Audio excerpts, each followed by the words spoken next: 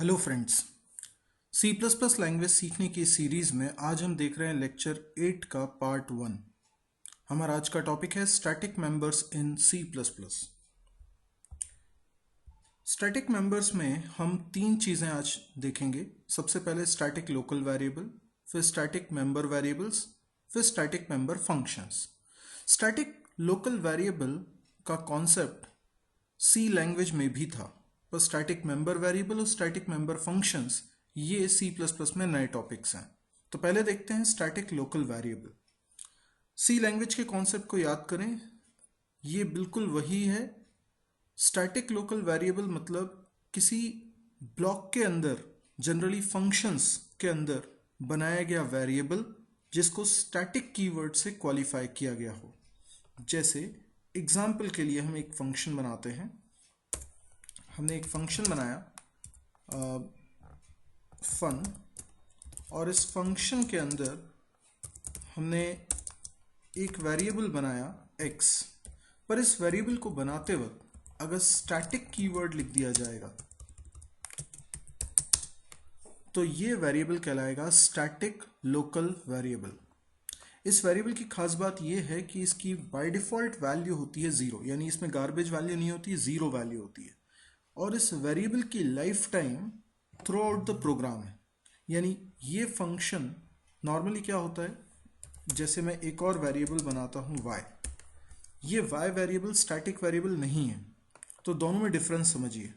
जब fun function को call किया जाएगा तब y वेरिएबल को मेमोरी मिलेगी, लेकिन x वेरिएबल को मेमोरी प्रोग्राम स्टार्ट होते वक्त ही मिल गई थी।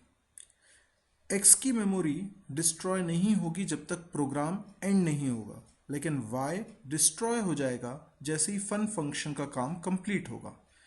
अगर एक प्रोग्राम में ये फन फंक्शन कई बार कॉल हो तो y बार बार बनेगा, बार बार डिस्ट्रॉय होगा।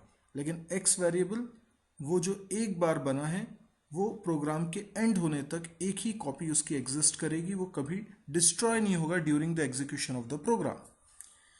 y में गार्बेज वैल्यू रहेगी जबकि x में 0 रहेगा। तो ये था स्टैटिक लोकल वेरिएबल। अब देखते हैं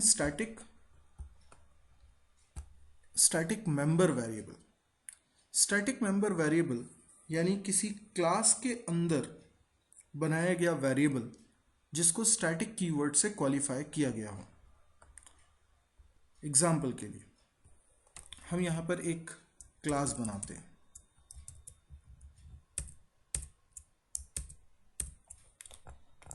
क्लास अकाउंट क्लास के अंदर हमने प्राइवेट वेरिएबल बनाया बैलेंस, और इसी के अंदर मैं एक स्टैटिक वेरिएबल बना रहा हूँ, static float rate of interest ROI। तो आप देख सकते हैं कि इस क्लास के अंदर हमने एक बैलेंस वेरिएबल बनाया है, एक ROI वेरिएबल बनाया है।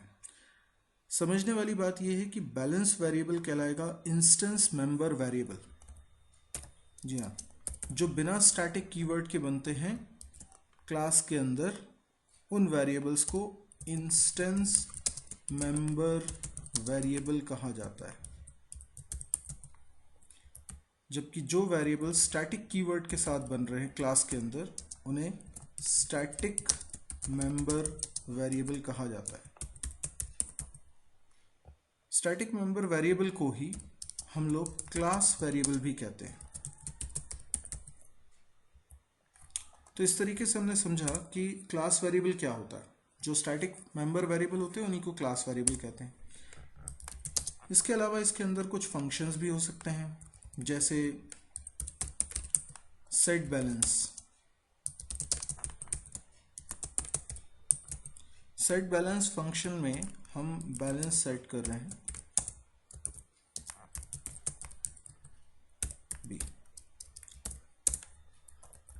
यदि मैं मेन फंक्शन बनाता हूं, उसके अंदर CLR SCR, then account class का एक ऑब्जेक्ट बनाता हूं, let's say A1, so A1 एक ऑब्जेक्ट है जिसके अंदर एक ही वेरिएबल होगा बैलेंस। ROI वेरिएबल ऑब्जेक्ट का पार्ट नहीं होता।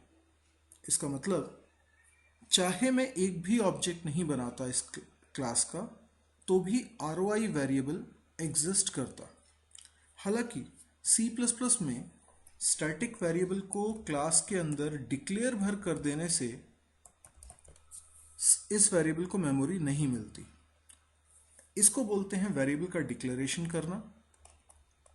क्लास के बाहर आपको स्टैटिक मेंबर वेरिएबल की डेफिनेशन भी लिखनी होती है, जो सिंपल सा स्टेटमेंट है जिसमें हम वेरिएबल का टाइप लिखते हैं, क्लास का नाम जो मेंबरशिप लेबल हमने समझा था, अकाउंट, स्कोप रेजोल्यूशन ऑपरेटर, ये हो गया membership label, this is called membership label.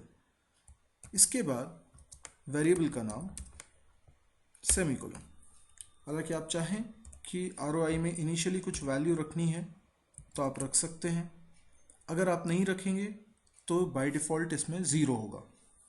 तो अभी मैंने जैसे 3.5f, ये फ्लोट टाइप की वैल्यू है, 3.5f असाइन कर दिया है ROI में। ये लाइन अगर आप नहीं लिखेंगे तो ROI वेरिएबल बनेगा नहीं। जब आप इस लाइन को लिखते हैं और अंदर डिक्लेरेशन करते हैं तभी इस वेरिएबल को मेमोरी मिलती है, लेकिन इस वेरिएबल की मेमोरी ऑब्जेक्ट पर डिपेंड नहीं करती। इसीलिए इसको क्लास वेरिएबल कहा जाता है, इंस्टेंस वेरिएबल नहीं कहा जाता। इंस्टेंस वेरिएबल का मतलब ही होता है जो इंस्टेंस को बिलोंग करे, लेकिन ये वेरिएबल इंस्टेंस को बिलोंग नहीं करता। तो जो A1 ऑब्जेक्ट हमने बनाया है, A1 ऑब्जेक्ट के अंदर बैलेंस नाम का वेरिएबल तो एग्जिस्ट करता है पर ROI नाम का वेरिएबल एग्जिस्ट नहीं करता। अगर मैंने एक और ऑब्जेक्ट बनाया A2, तो A2 के अंदर भी बैलेंस नाम का वेरिएबल होगा, यानी जितने ऑब्जेक्ट अकाउंट क्लास के बनाए जाएंगे हर ऑब्जेक्ट के अंदर बैलेंस नाम का वेरिएबल होगा, पर ROI नाम का वेरिएबल पूरी क्लास के लिए सिर्फ एक बार बनेगा और ऑब्जेक्ट के बनने ना बनने से उस पर कोई फर्क नहीं पड़ता। यानी हमने एक भी ऑब्जेक्ट नहीं बनाया तो भी ROI बनेगा, एक ऑब्जेक्ट बनाया तो भी ROI बनेगा, 10 ऑब्जेक्ट बनाओ तो भी ROI एक ही बार बनेगा। तो आपको ये लेक्चर कैसा लगा? यदि समझ में आया हो, अच्छा लगा हो तो इसे लाइक करिए। यदि आपको लगता है कि इस तरह के और वीडियोस आपको देखना है तो आप इस चैनल को सब्सक्राइब करिए। इस तरह के और वीडियोस की अपडेट्स आपको मिलेंगी। आप इसको अपने दोस्तों के बीच में शेयर भी करें। Thank you.